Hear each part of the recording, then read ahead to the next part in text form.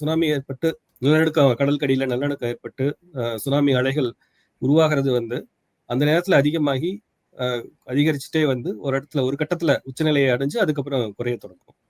ஏறத்தாழ இப்போ வந்து இங்க ஜப்பான்ல வந்து சாயந்தரம் 5:30 மணி கிட்டத்தட்ட ஒரு 9 மணி நேரம் கடந்துட்டதுனால இனிமேல் பயப்பட எதுவும் இல்லை அப்படிங்கிறது இங்க இருக்கிற அரசாங்கத்தோட அறிவிப்பு. அதே மாதிரி இப்போ வடகிழக்குல இந்த மாதிரியான பாதிப்புகள் இருக்கும், அங்க நிலநடுக்கம் வாய்ப்பு இருக்குன்னு, அந்த இடத்துல மனிதர்களினுடைய எண்ணிக்கை எந்த அளவுக்கு இருக்கு? வடக்கு பகுதியில பொதுவாகவே வந்து ஜப்பான்ல மக்கள் தொகை வந்து குறைவுதான். டோக்கியோல இருக்கிற அளவுக்கு மக்கள் அடர்த்தி அங்க இல்லை. மக்கள் எண்ணிக்கை குறைவு. அது மட்டும் இல்லாம ஜப்பான் வந்து எப்பவுமே நிலநடுக்கத்துக்கும் சுனாமிக்கும் முன்னெச்சரிக்கையா இருக்கக்கூடிய ஒரு நாடு.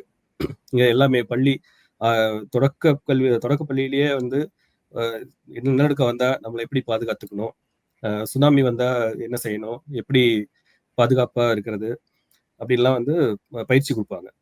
அப்புறம் 6 மாசத்துக்கு ஒரு தடவை எல்லா பள்ளிகள், கல்லூரிகள், அலுவலகங்கள் எல்லாத்துலேயுமே வந்து எவாக்குவேஷன் ட்ரில் அப்படின்னு சொல்ற ஒரு மீட்பு பயிற்சி வந்து கொடுப்பாங்க. அது வந்து பண்ணிட்டே தொடர்ந்து கொடுத்துட்டே இருப்பாங்க. ஸோ அதனால வந்து எல்லாருமே வந்து இங்க இருக்கிற எல்லாருக்குமே நல்லா தெரியும் எப்படி தன்னை பாதுகாத்துக்கிறது அப்படின்னு சொல்லிட்டு.